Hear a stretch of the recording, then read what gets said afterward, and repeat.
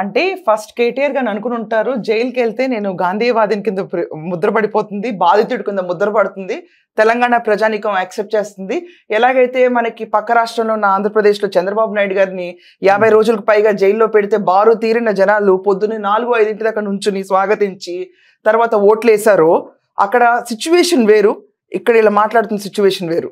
So అలాగే sympathy gain అవుతుందేమో అనుకుని మన మిస్టర్ కల్వకుంట్ల చాలా డిసప్పాయింట్మెంట్లోను, ఫస్ట్ ఏమో హ్యాపీనెస్లో, తర్వాత డిసప్పాయింట్మెంట్లో ఉన్నాడు. ఇప్పుడు right no they are many discussions that will he be put in Tihar or ఇక్కడ మన లోకల్ కోర్టులో, ఇక్కడ లోకల్ జైల్లో పెడతారా, చాలా డిస్కషన్స్ ఉన్నాయి దీనిపైన. ఆల్రెడీ వాళ్ళ సిస్టర్ వెళ్ళొచ్చారు అండ్ ఫేస్ చేసి వచ్చింది. సో ఫస్ట్ ఏంటంటే ప్రగల్భాలు పలుకుతాడండి కేటీఆర్. ప్రగల్భాలు పలికి 10 ఏళ్ల పాలనలో ఏమైందంటే, నేను చెప్పిందే లాస్ట్ వర్డ్, నేను చెప్పిందే ఆర్డర్ అనుకున్న వ్యక్తి ఈ కేటీఆర్. రేవంత్ రెడ్డి గురించి ఏమంటారంటే, ఈరోజు వచ్చి పచ్చ కవర్లు వచ్చిన వాళ్ళందరికీ లోకం అంతా పచ్చగా కనిపిస్తుందని. నాకు I want to ask this KTR, Ramarao నీకు పచ్చ కవర్లు వచ్చినాయా? 10 ఏళ్ల పాటు ఈ రాష్ట్రంలో నువ్వు ఉన్నప్పుడు డ్రగ్స్ కేస్, రైతులు ఒక అన్రెస్ట్ స్టార్ట్ అయింది, పొలాలు పోయినప్పుడు, పంటలు పోయినప్పుడు అన్రెస్ట్ ఉంది. తర్వాత సెలబ్రిటీస్ అందరినీ డ్రగ్స్ కేసులో లాగి తొందరగా మళ్ళీ వాళ్ళని వదిలేయటం, కేసులు లేకుండా.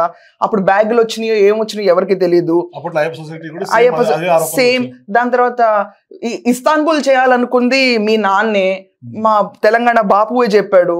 దాని తర్వాత నువ్వేమో జన్వాడ ప్యాలెస్ లో ఎందుకుంటున్నావా నువ్వు? when you know it is under FTL limits, నువ్వు ఎందుకుంటున్నావు జన్వాడ ప్యాలెస్ లోకి వెళ్ళి? కొంచెం కూడా కామన్ సెన్స్ ఉండక్కర్లా?